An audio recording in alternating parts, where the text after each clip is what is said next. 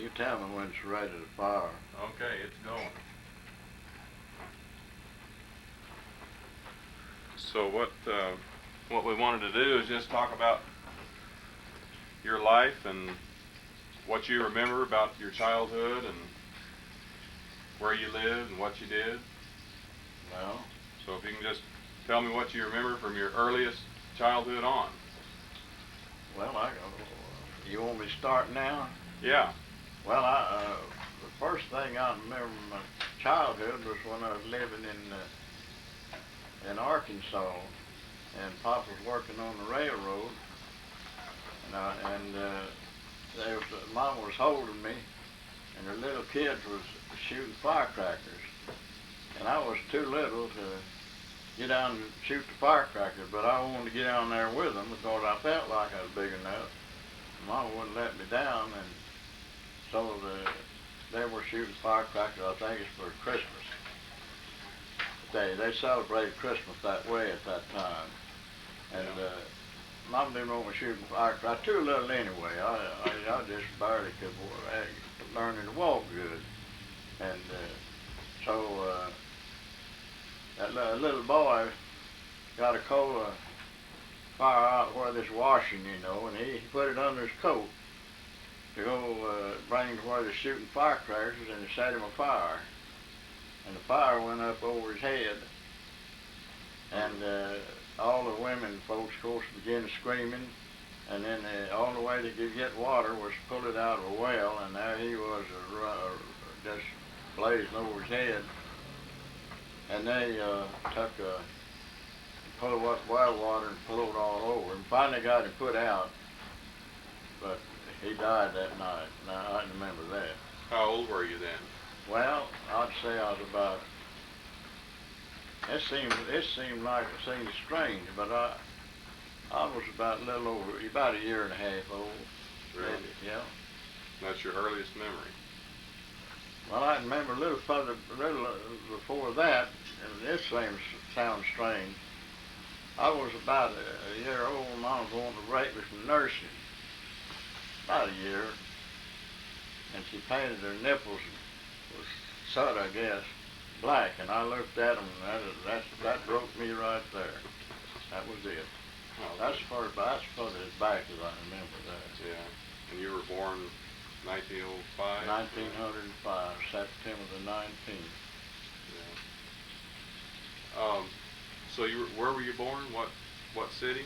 I was born in Winfield, Texas. So how did you get from there to Oklahoma? Well, how I got from there, well, Papa I'd have to go back to the time that Mama's dad was a railroad man. And he was section foreman, my grandpa Thomas. And he had, and I asked Mama, I said, how did you meet Dad? And he had born in Kansas, Oswego, and you do way down here. Well, this wasn't very a good family history in a way, but back then every man told it had a gun. He told it he had to. Then them wild and woolly days, and my grandpa was in a saloon in Kansas, and him and the black man had a shootout. My grandpa killed him, and then in order to keep him being arrested I don't know how he got to. I guess he took may have been a train went through territory. I don't know. But anyway, that's how my grandpa got down there, and he brought his family with him when he left, And of course, he had help from other people to get him out of the state. And that's how come Mama would even tell that was because she said she's afraid of black people. I said, why? And then she told me that. I said, well, there ain't no need of you being afraid of them. I said, there's a lot of good people. That she knew it, but that was stuck in her mind. And so that's how come to me. And then how come me to get, I'm to come into Oklahoma. Papa got a job on the section, and went to work. He got to work in, I think the first place in Oklahoma was at Moon, Oklahoma. In a section there, and every 7 miles they'd have a section foreman and men hired. Probably, was taking care of the men, and that's how I come in here to get into Oklahoma. So he just got moved around from Yeah, Texas he had into moved Oklahoma. around after he went to work. He moved around to different sections, and every 7 miles there was a section. What they call a section. He's maintainers of way section foreman. Mm-hmm. And What railroad was it? that was what they called a Frisco Railroad then, and it's on what they call an A&A division. It went to Arkansas. It went from on Muskogee to down into Hope, Arkansas, and down into Louisiana. But that was the railroad that he worked on. Okay. And that's how come he to be where I was at in Oklahoma. Well, where did you go to school down there? Well, the first school I remember to went to was in Oklahoma. And it was close. We lived at Moon and went half a mile. Now we had to walk that half mile to go to school. We walked half. It seemed like 10 miles then, but it wasn't. Half a mile, not too far. Mm-hmm. And I went to school at Oklahoma, and we lived at Moon, Moon, Oklahoma, on the section there. Yeah. How long did you stay there? Well, we stayed there till Roy was born. I know we stayed that long, and he's about 2 years and a half. He was born July the 18th, 1908. July the 12th, I believe it is, 1908. Yeah. And you just subtract that from mine and figure out the difference in our age. I know that he was there. We were there at that time. Mm-hmm. Where did you go from there? Where did we go from there? Mm-hmm. Well, I remember we lived in Arden, Arkansas,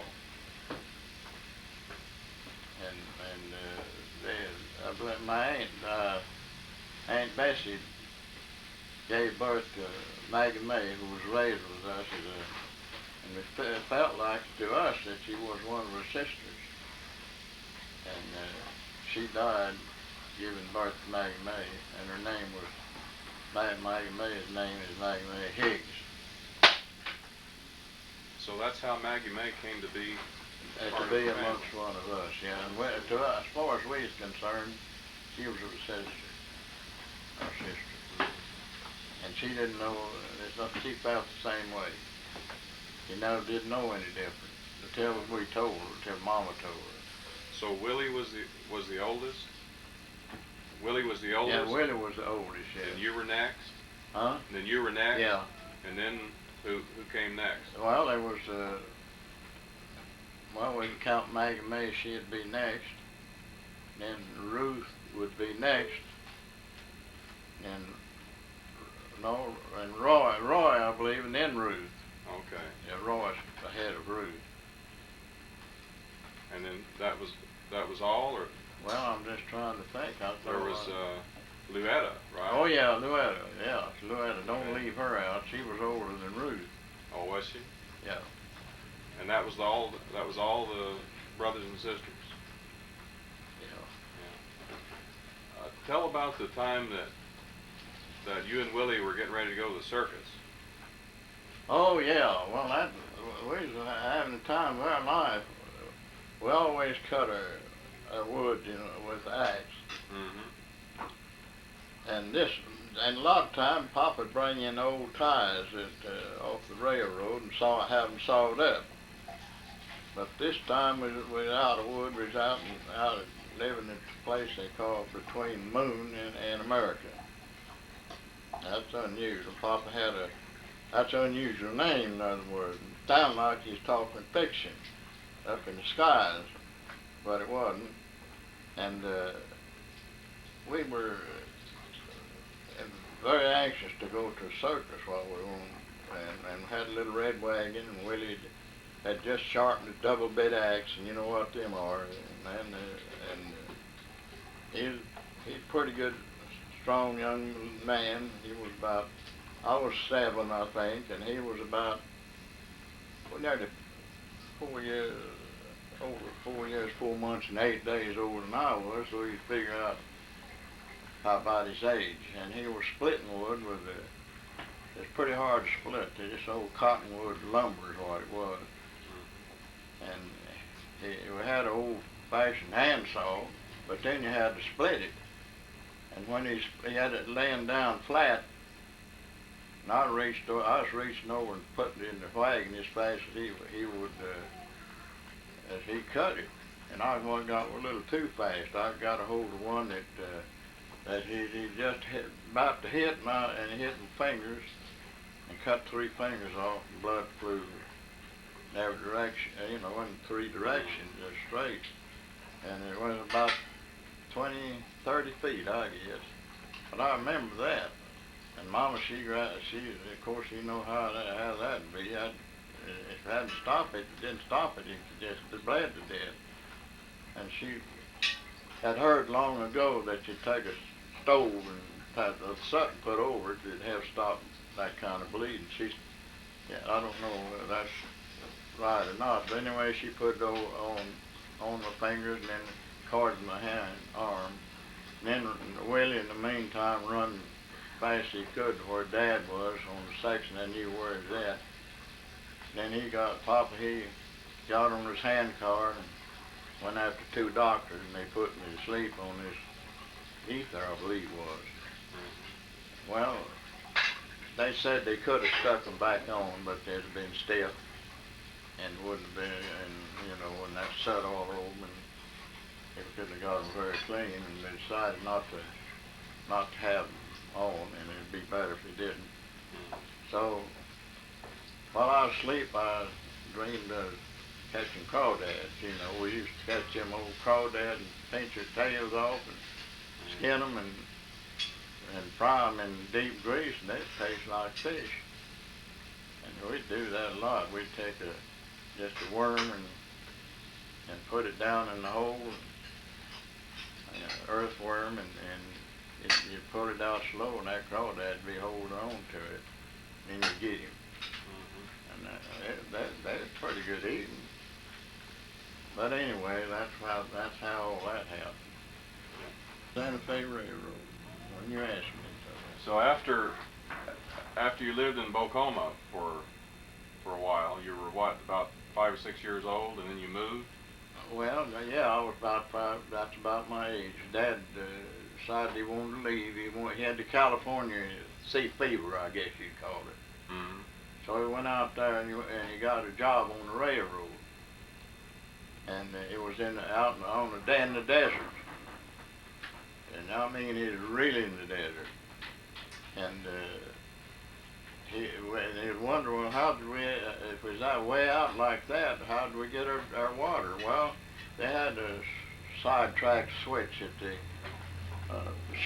switched the water in a big tank of water, big tank full. And then they said, well, it's so hot, how in the world, about that hot water, how could you drink it? When they had ice then, and they'd have an outfit look like these old storm houses, and they'd fill it, it's built special for ice.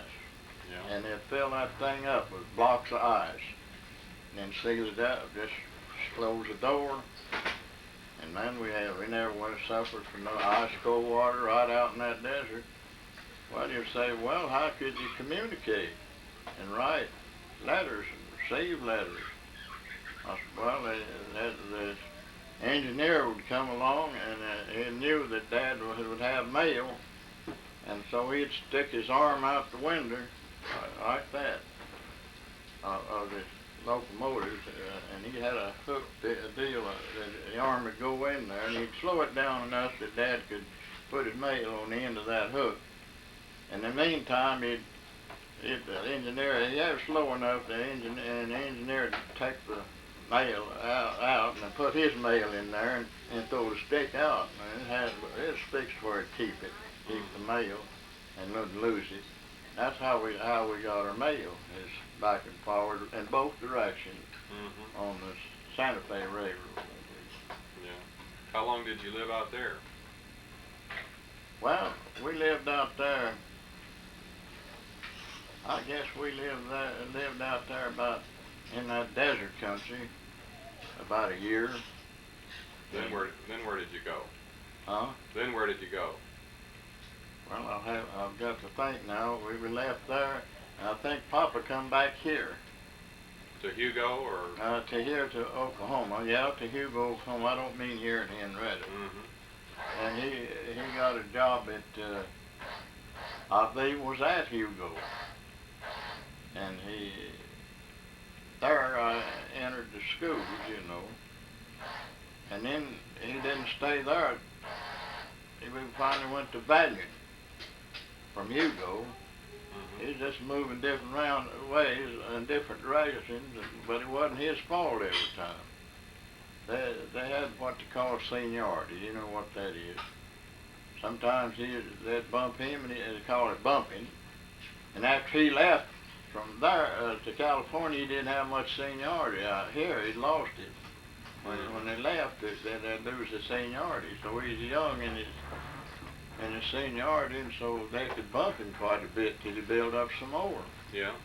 And anyway, then we went to school at Hugo a while, and then he went to Valiant.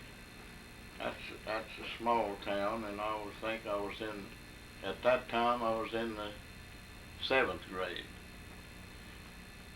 And then we went to Hayworth, and I believe I was a little bit higher grade then, or maybe I've got that in reverse. I went to Hayworth first. I was in the 5th grade there, and I pretty good in mathematics. I studied that hard, you know, in order to understand it. And that's where I learned about my cigarettes and stuff like that. I was just at the age enough that kids want to get out in the bar and smoke something. And so my playmates said that they got to hold these Lucky Strikes and Camels, and had all kinds of them, Chesterfields, and they would take one and inhale it, and then I got a hold of one and said, "You try to inhale it." I tried it once, and I began to cough. I throwed the thing down. That was the end of that for cigarettes for me. I wouldn't smoke them, but I wasn't very big size whenever I was in Hayworth. I was small to my age, but I grew up quite a bit later, and as I got into my teenage. But anyway, I had me a playmate there was named John DeLauder. That was a big fella that I liked him, and I wanted, in case somebody jumped on to me, I had a good buddy, and I guess he was about 6 foot tall, and there I was about a little over 5 foot. They called us Mutt and Jeff, but I didn't mind that. He was a good friend. So you stayed there in that area and finished high school, right? No, I went to Hugo High. Oh, you went to Hugo. I went back into Hugo High School again, and I took a scientific course, and I'd like 3 months of graduating, and I had 18 subjects and I only needed 16, and I graduated in the year 1923, and I finished all that in 11 years, and I never have understood why, because they wouldn't let me go to school at Medill till I was 7. I must have skipped some grades somewhere. Made it enough to they give me credit for it. Right. But anyway, didn't know whether Papa then got bumped and had to go to Ida Bell High School. I mean, I had to go there, and he took got the Ida Bell section. And just like 3 months of graduating in the Hugo School, and I had to go there and see if I could make all the subjects. And I made them all but one, as public speaking. And I still graduated with 18 subjects. And then while we was having a graduation exercise, well, yeah, of course all the Ida Bell people were there, most of them. And there's a man, the telegrapher on the Frisco depot. He was what they call a depot agent and the telegrapher. And you know what telegraph deal was? That's the only way they had to communicate. Right. But anyway, Papa said that he wanted to see me. I said, well, I can't understand why he wants to see me. And he said, well, he wants to see you. You just go up there and see him. I said, well, I went up there and talked to him. He said, you've made a leader in your grades, and you've done extra well. The Masonic Order wants to sponsor you to go to Norman, and you won't be out nothing. That was the University of Oklahoma? In Norman. Mm-hmm. And I thought it over, and I said, I don't much think I want to leave Mom and Dad. I said, I want to be with them. I said, I'll be away from home. And teenager, he didn't know what he wanted to do hardly. And I thought, I've looked back at it sometime, wondered if I hadn't took him up on it. But then, if that had been the fact, you wouldn't have been here, and I wouldn't have met your mother. And I said, oh, I made it all right without you. Well, that's that part of it. So after you finished high school, then you went to work, right? Oh yeah, I went to work. And the first job I got, I went and asked. I had a friend, Haskell Palmer was Haskell. His name was Haskell Messer. I had another friend named Haskell Palmer, but this Haskell Messer said. He said, you want a job? I said, man, yes, I'd like to do anything. He said, well, I can get you a job at the Harvey House. And I went and put in my application, and they accepted it. And my duty was to grind the coffee every day, and you didn't have that electric coffee deal. You had a deal that was sort of like this. You great big wheel about that big, and then I learned to grind it and use both hands. And that way I got, it wasn't too hard to grind the coffee, and man, that fresh ground coffee smelled good. Mm-hmm. And I'd have to grind that every day and put it up. And then they had that gong it beat for the trains to come in and let you know the Harvey House was there, and they dressed you up in my white clothes. And they had to be neat, and you had to be clean. And and somewhat intelligent, or they wouldn't hire you. So I learned to beat that thing, and I was a little bit bashful at first, but I got out there and I beat that thing, and I got to where I didn't mind it. And if people recognize me from beating that gong, and remind me of it, that they remember me being there. Then they wanted, I had a storeroom, I had to keep it, so I learned to keep a store there. And then I learned how to cook, and they showed me how to mop the floors and do that properly. In fact, I was all around custodian. They call them flunkies then, but then the astute name is custodian, so I guess that's what I was. And I went to they had the ice cream cart.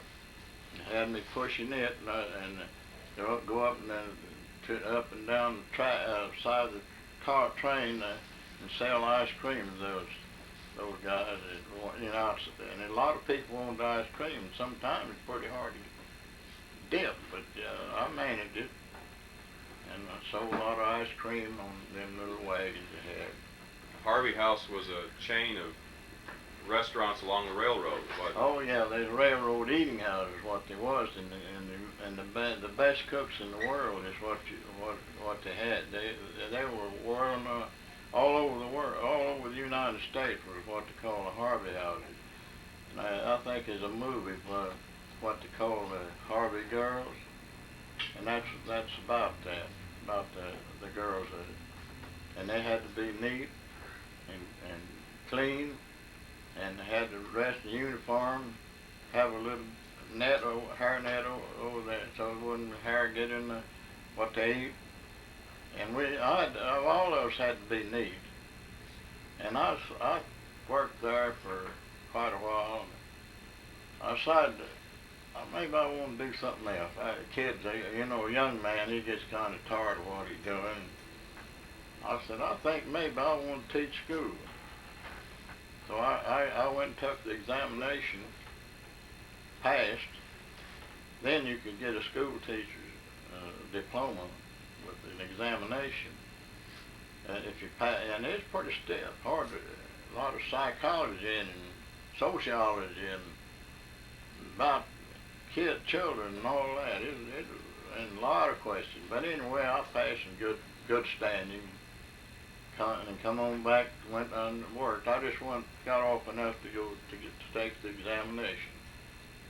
And then went to work, and then here wasn't long till there's a feller, one of the school trustees in charge of school, and told me they wanted me to teach school in a place there close to Hugo. And I said, how much you pay? And he told me, and I was getting more than what, plus a place to stay, all my laundry done, and I was getting a half again more working there where I was at than take school.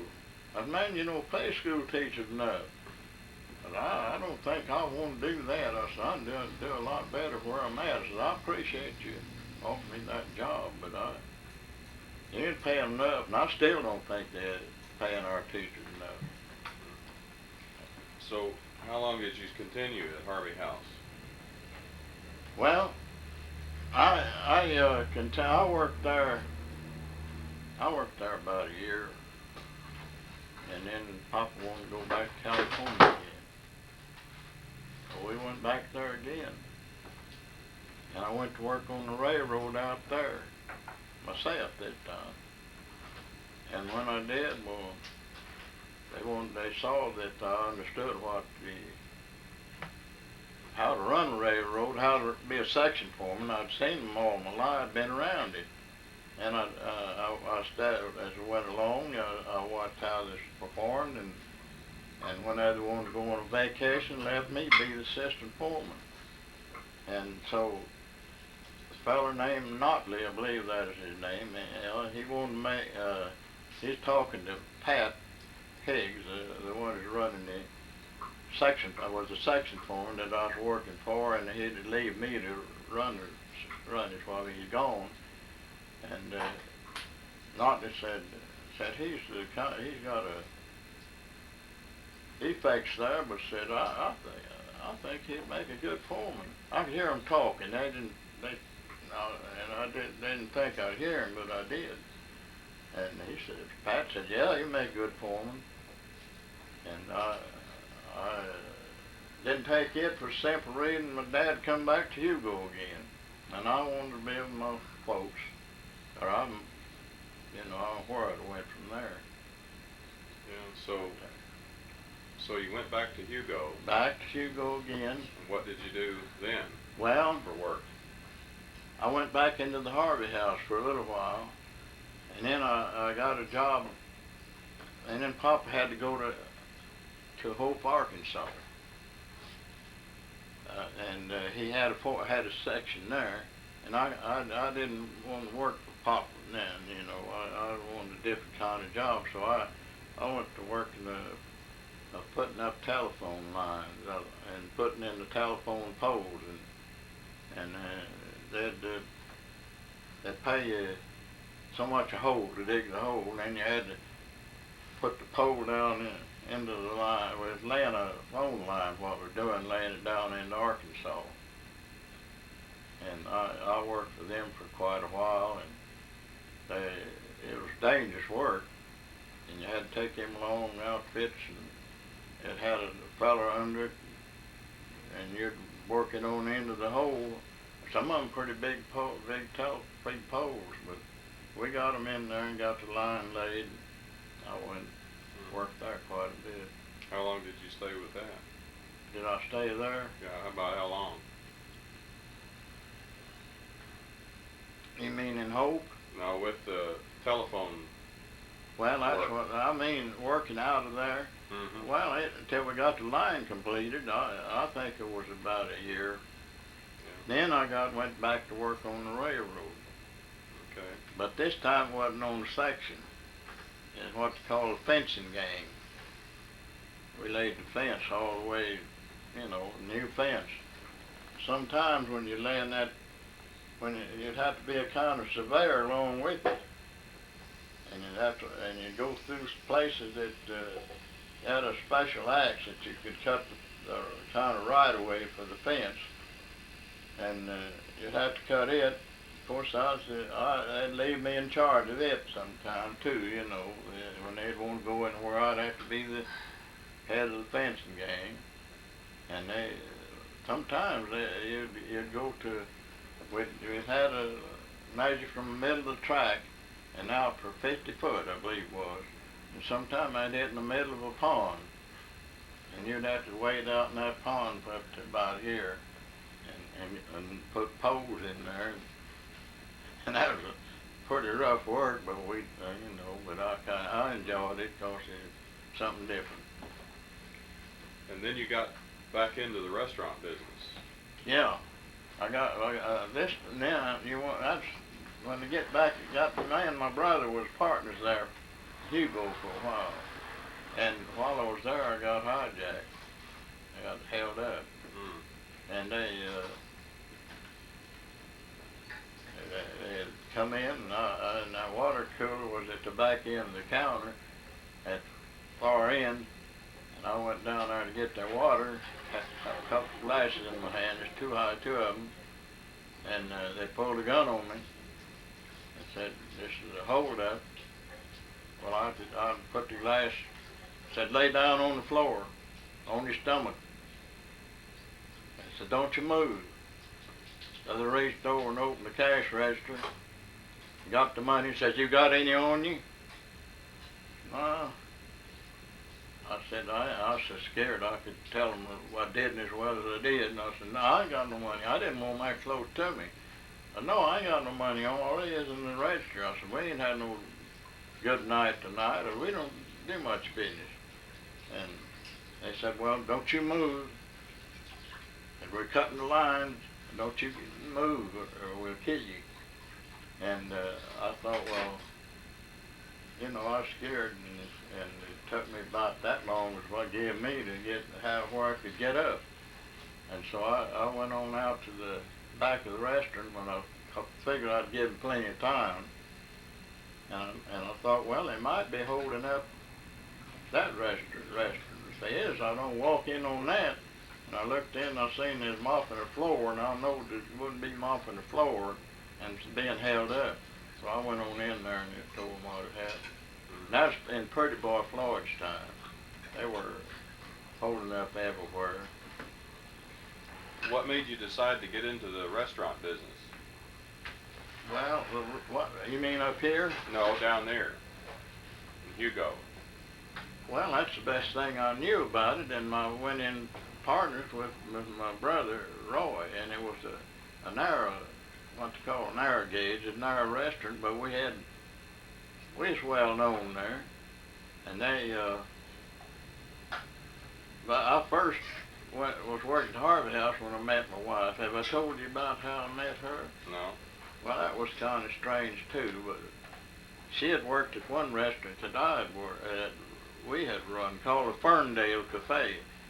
And that was in Hugo? That was at Hugo. And I thought, well, I went to dances then, you know. I'd go from one to another. I didn't care which one I went to. So I went to a dance. I didn't like. I liked the people, all right, but just not to like. I'd rather go out in the country and dance. To tell you the truth, I was kind of a country boy at heart, and I was a little city dude. They called them then, you know.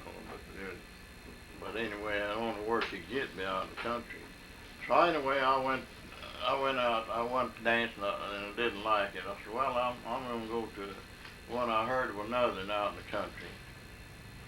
And I went out there, and as soon as I got in, I saw a red-headed gal, and she took my eyes. You know, I liked how she looked and smiled, and I thought, well, I don't know her. She knew me, hadn't met me, but she knew me, and I said, well, I don't know her, but I went and walked out pretty bold then, you know, drinking a little bit, and I walked over and asked her what she danced with, and said yes.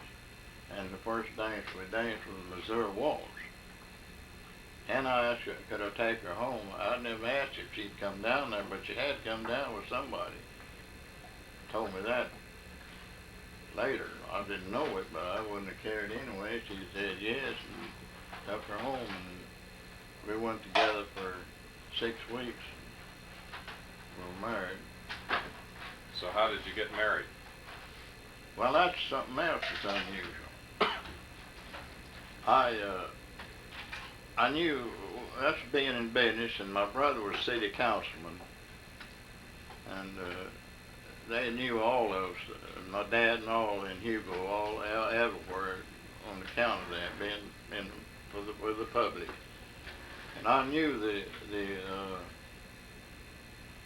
one that gave it married, the judge that would do the marrying, you know, and you could go to a judge and get married, and that's what I wanted to do.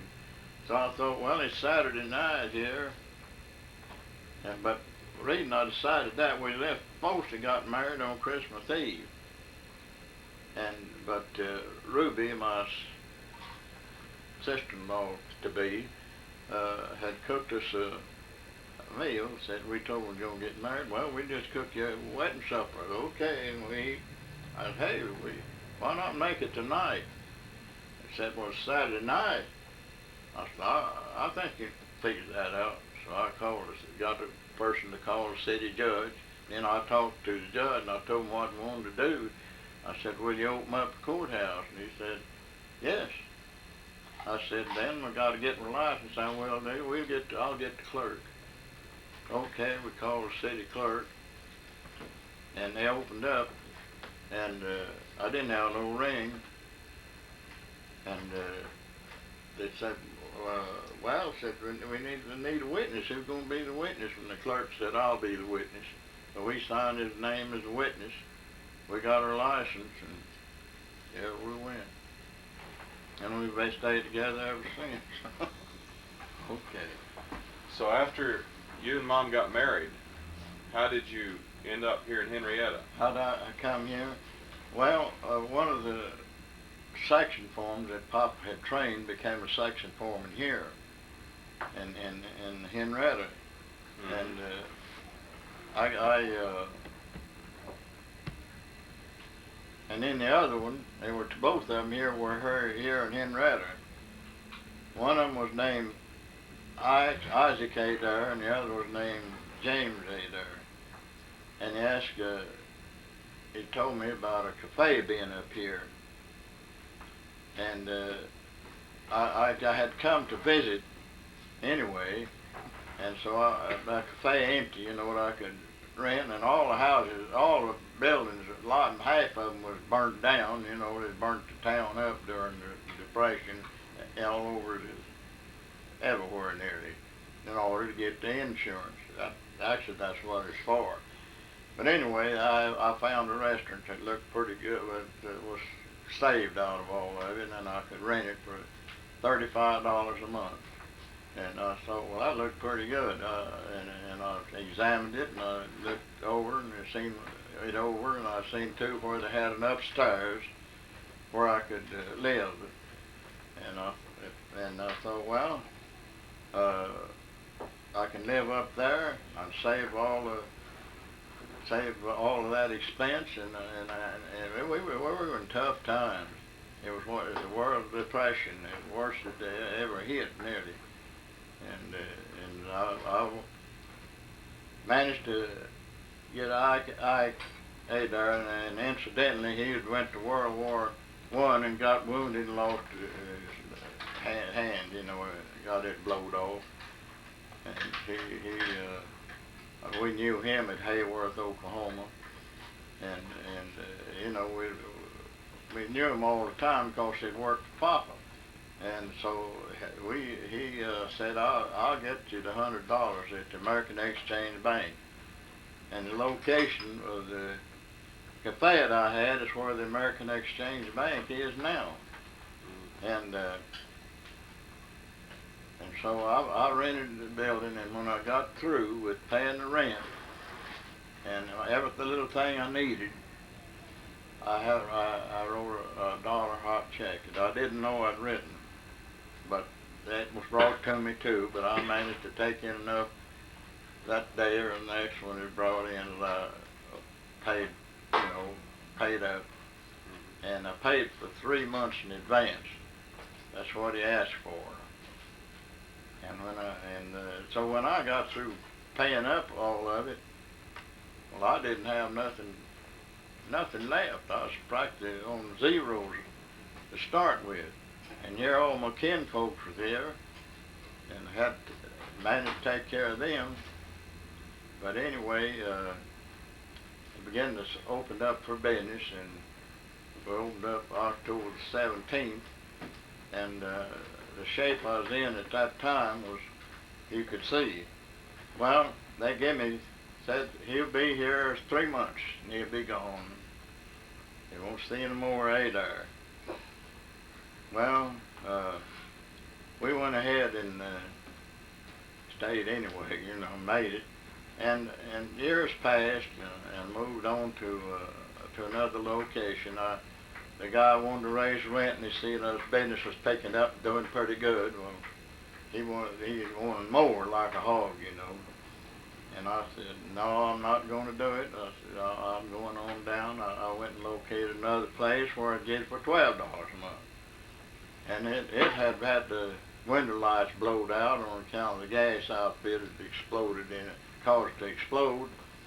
And I had to get in there and do the plumbing, find out why it was leaking as best I could.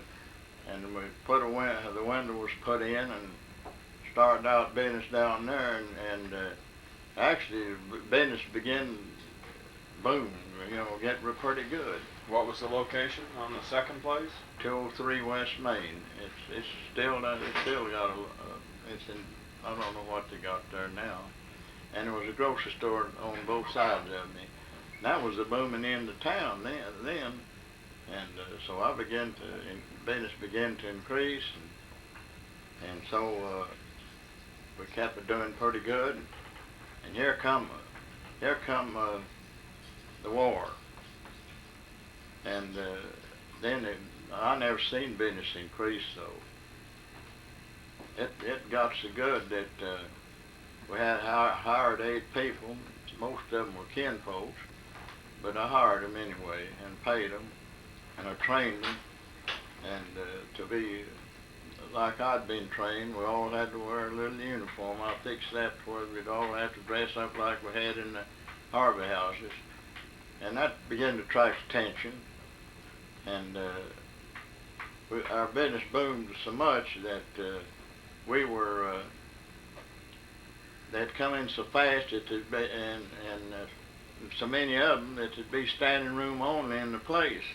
Well, there was a lot of other places they could trade at, but there's for some reason one would tell another, and from other places, and there's the Army, and the Marines, the Air Force, and all the trains would come in, and they seemed to get the word to each other, and yeah, they'd come to our place. And it got so fast that I didn't have time. This sounds kind of strange, but it's the way it was. I didn't have time to count the change of silver and like that, and nickels and pennies. I just weighed them on the scales and estimated how much it'd be. And the bills, I'd put them in a big sack somewhere where nobody could. Then it put it in the ice box till it was over. The day was over, at night, and it just got. That's how it was for. We didn't hardly know how to handle it. We just worked from can to can, and sometimes it's no kidding. We didn't. Neither one of us sleep over. I'm talking about my wife and I. We didn't sleep over. I didn't sleep over 4 hours a day and worked 20, but made good on it. Well, you said that when you came up here from Hugo, you brought the whole family with you. I did, and I'll tell you how that all come about. They said, "Well, Adar's disabled. He can't make you a living." And the wife said, "Well, if he can't, I can." I said, "That ain't gonna bother us." And my dad just said, "Well, you shouldn't marry that family."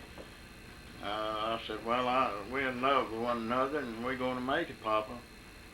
And though the very ones that said I wouldn't make it on account of the disability, they're the ones. Every one of them will come up here and I put them to work. And then, except her dad, my dad-in-law, and I got him a job at the smelter, not the smelter, but where they made these outfits, the water deal. Foundry, yeah. I got him. I walked in there and I told him, "This is my dad-in-law, and he needs a job, and he can do most anything." I said, and he said, "Yeah, I'll put him to work." Mr. Adair, we were good friends. And the Decker's Foundry, that was the name of it. And he worked, then he's all up here working. And then they said that I couldn't make him a living, but I was glad that I could give them something to do and a job. So all of your family came up here when most people were going to California. Yeah. Now that's something too. You've seen the Grapes of Wrath, haven't you? Right. Well, we took her. Money was so scarce, you had to trade something you had for something they wanted. So my wife had a milk cow. That's all. And I didn't sell the furniture because I know I'd need it. And I left the little old house that I half finished. And never did get the money to finish it. We loaded up on that truck. And just like the Grapes of Wrath, we were on top of the deal, and it was me and my wife and 2 kids. And wasn't quite room enough in the cab at times, and I'd get up on top, and we'd be riding up there, and we got to come past Atoka, and then about where a bridge was, and the axle went out on the truck, and he didn't have. He said, "I've got to go get an axle." And it was real cold, and we built a fire out under the bridge, out from it, and keep freezing to death. And he finally come back with the axle, and we got into Henrietta to our location, and we were just loaded down with all the furniture we had, and up to top, this completely loaded.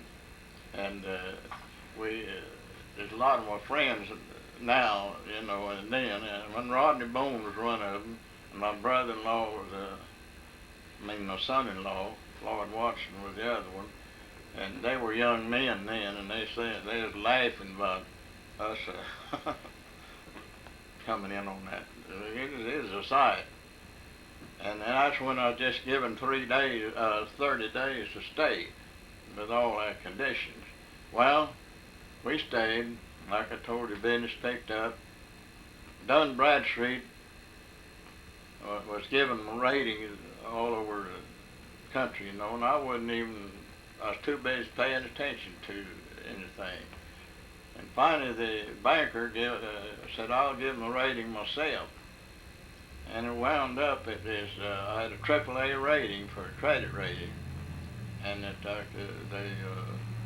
was only, I found out again that there was only 8 men in the county that had that rating, and I could have borrowed any amount of money I wanted at that, but I didn't want any. I figured, what I want to borrow money no one for, I'll just use my own money.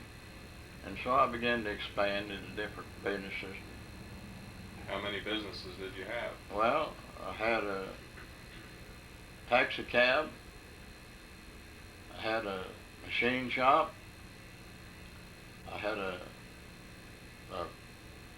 vegetable business stand in an old streetcar that was put beside of the, and had it. And I had a magazine store. All put together were five different businesses we was operating. That was when you had the cafe down on yeah, and I had the cafe on 203 West Main, and I was operating in 5 places. And well, I didn't have time for nothing. I was running in one place into the other, and my dad was running one, and I'd buy the fruit and stuff for him. And one time we bought 20 stalks of bananas. I'd buy them, you know, and put them up there. Man, they see a lot of them, they come buy them. And, you know, one time I sold 1,000 pounds of onions one time, you know, they're scarce. I get a chance to get it, I'd buy it up. And take chances. That was it. Then I moved from there when they seen I was doing so good.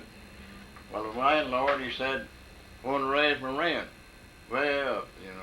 God give another feller, so it tipped him off that he could pay more rent and get my place.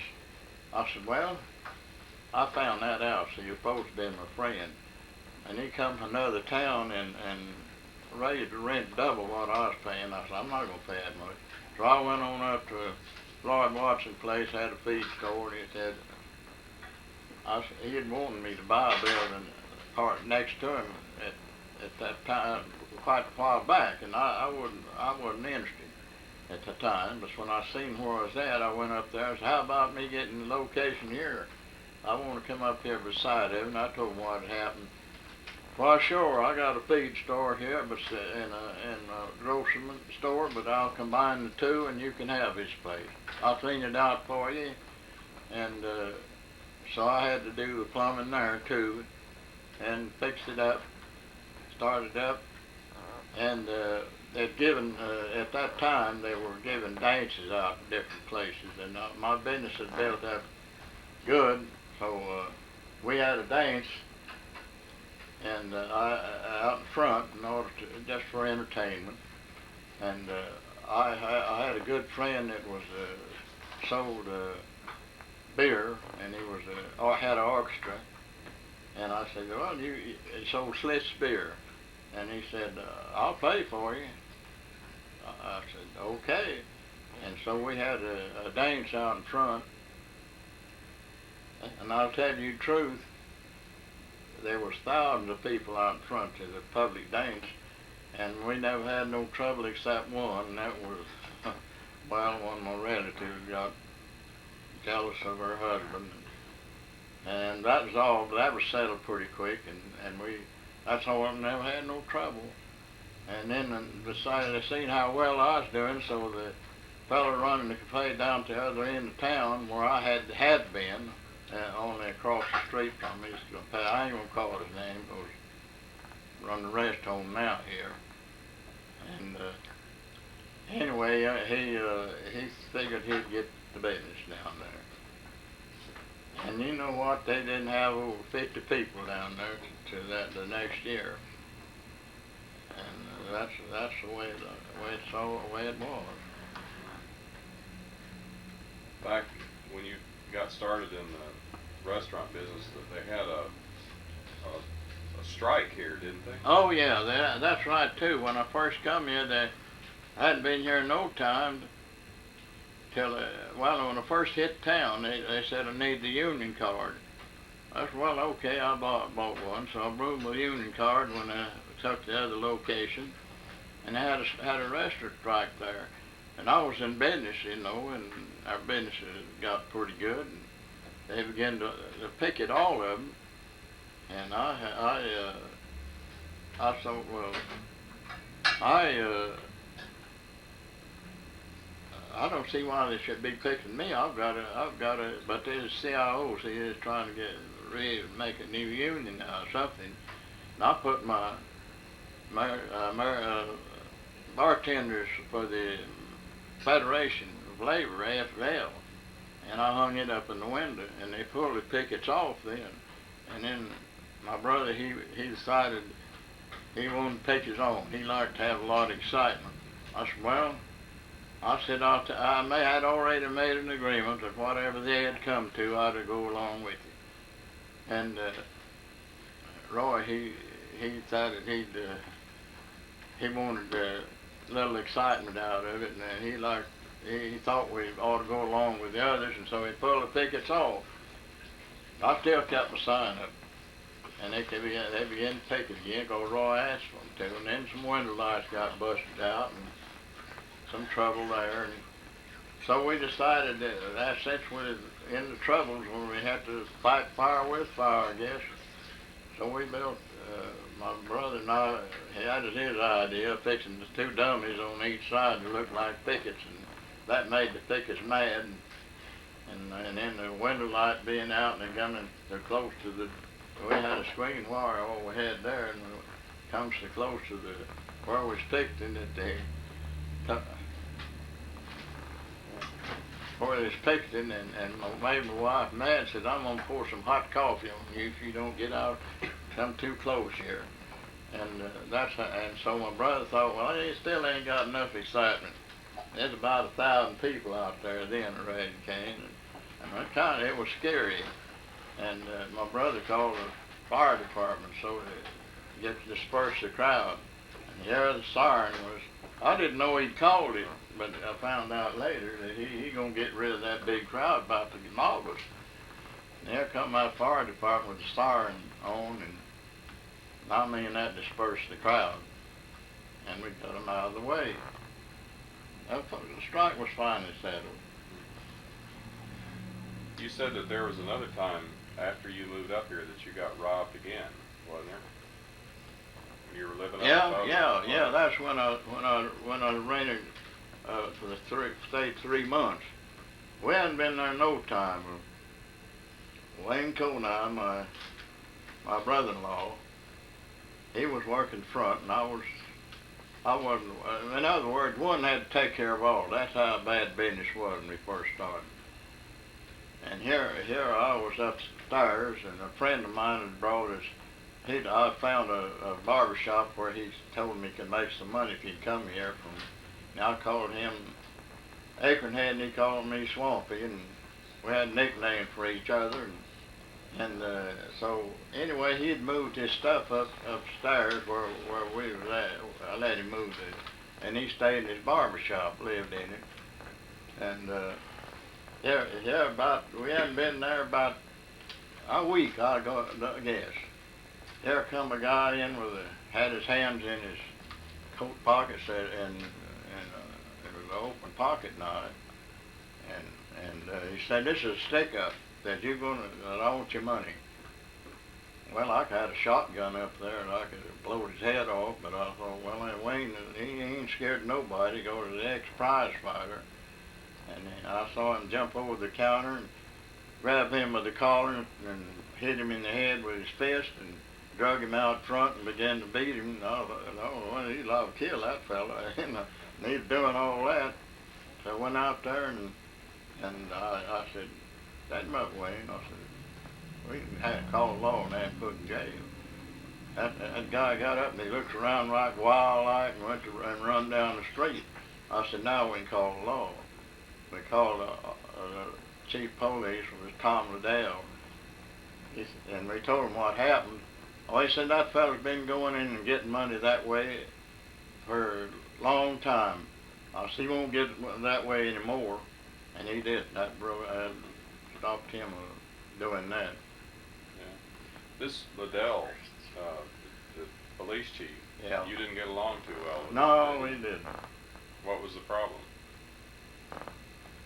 Well, he just wanted to rule the town, and what he done, I was carrying some. He didn't want nobody. I reckon I don't know what it was, but anyway, he just got it in for me, and I was carrying some empty milk bottles, and I was walking kind of down the middle of the street because I didn't kind of in the dark coming down this end of town, and I wanted to be on the safe side. Here he come up with his police car and turned the siren on and said, "What you got in there?" I said, "Well, I ain't got nothing but milk bottles." He said, "Well, let me see if it's milk bottles." So I said, "Okay," and I showed them to him. He said, "I thought you'd escaped from Granite." I said, I thought, well, you know better than that. You just don't want me being here, that's all. And I thought, well, now if that's the way he feels about the Adair's, we're gonna beat him in the next election. So I got into politics, and and my brother, he was a natural born politician, and he had been councilman, so he knows how to politic too. So I said, "I'll tell you what I do." I said, I'm going to get everybody. Jim Kirby's a well-known man. He's a milkman. I see that everybody likes him. I said, we're going to have him run as sheriff, and he don't know it. So I told everybody to come in. Jim Kirby's running for sheriff. And first thing, and Liddell got word, I said they won't, nobody but Adair for him. And he got elected by a big majority. And then that Tom Liddell, he lost out. And thought, well, he's doing pretty good. We'll just get him elected sheriff. And he was. He elected sheriff for several times. Yeah. Anyway, Well, you lived where here in Henrietta? What different houses did you live in? Huh? What houses have you lived in here in Henrietta? Well, I've lived in this house most of the time, but I lived in a house down here on. It's not there no more. I don't think it's where I live where the Holiday Inn is. I had a little tin shack built there, the best I could do, and I bought a lot from a crippled man, and he had a hardesty, they call him. He had one leg and had to walk on a crutch, and I bought that from him, and I made a little tin shack up on the hill, like the best I could do. I built it, and we moved in there, and here come a flood. Just one like you had just here lately, and one the same kind, and there was this taking people out with a boat and every other way they could, and there I was in that little shack. They figured nobody lived there, I guess. I woke up the next day, that morning, I looked around, I said, how come there's mud in the house here? Then I looked out my little privy house and it's gone. I thought, well, what's happened? And yours said she didn't know either. They both worked so hard to sleep so sound. And the two kids were up with us, in the bed. And, well, when I found out about that, well, that kind of made me a little mad, but I thought, well, we made it through, why should I be fussing about it? So that, we went through a flood too, and that was something very unusual. Yeah. So you lived in that little house that you built? Yeah, I've lived right here ever since. Since you left that house? Yeah. Yeah, you rented a couple places. Oh yeah, I rented a place. I rented one here. It's gone too. I decided the reason I bought this place was this fellow told me about it, and I was living in. I think I moved back into the restaurant, and they were raiding half the apartments. I was raising Cain all the time about different things, giving me fits. And they really didn't have no cause to, but I knew this because I was a stranger here. And they even told me that I couldn't use certain powder in the water. I said, I know better than that. And I had some of this stuff you pour in water to fumigate and all. I said, that's got the same stuff in it. I said, I took chemistry in school. I said, I know it's got the same stuff. And this water in the air will dissolve a lot quicker that I've got here, like that Clorox. I think it's similar. It was similar to that. And I said, I'm using that. And I said, you test my glasses. And I got word that I had the best, cleanest glasses in town. And he's wanting, well, I said, tell you what, said, you just put that stuff powder there and use this other. I said, I'll do that. So we come to terms there. Yeah. And the other business that you had was the laundry. Huh? The other business you had. Oh was yeah, the laundry. yeah. Then had 2 kids with muscular dystrophy, and my wife got to where she wasn't able and take care of the kids. So I said, well, I believe I'll put in a Hep-Cef laundry. I said, we got the place out there, and I know I can do the plumbing, and so I did the plumbing, and then I went to see my friend Akernet. He was running one, and seeing how he runned it, and I got some tips from him. Come back, and said put in the laundry, and we didn't make a lot of money out of it, but and then I'd have to close up my place of business and come down and take care of the kids, and she'd take care of the kids, and the kids would watch the laundry. Charles did, to see it's kind of if anything happened. And one time he was sitting in a chair, and they thought he wasn't looking, and he caught a lady stealing another lady's clothes. So we had to call the sheriff down, Dan Shepard, and Charles was a witness. He got her clothes back. There wasn't no prosecuting done, just got the ladies' clothes back. Yeah, I think I remember that. Huh? I think I remember at least hearing about that when I was a little kid. Yeah, well, it happened. Yeah. So you built the laundry about when? Do you remember? Must have been in the early 50s, right? I believe it was, yeah. Yeah. And then I didn't live here for a while. I moved. My sister stayed here at the first when I first bought the house before I could move in. Mm-hmm. Had to make some provisions. I'm backtracking a little bit now, and then I moved in. But I bought the house. I believe I put $250 in escrow, and then I paid the balance. How much did you buy the house for? $500. $500. What year was that? Well, that's when I first moved down here. Oh, man, that's about World War II, beginning of it. Was it? You came to Henrietta in 1934. 34. And you and Mom got married in 1930. 1930. My kid was, well, I remember my Floyd, you know, she was 3 years old. When you came to Henrietta. Yeah. And we were teaching her, you know, to talk,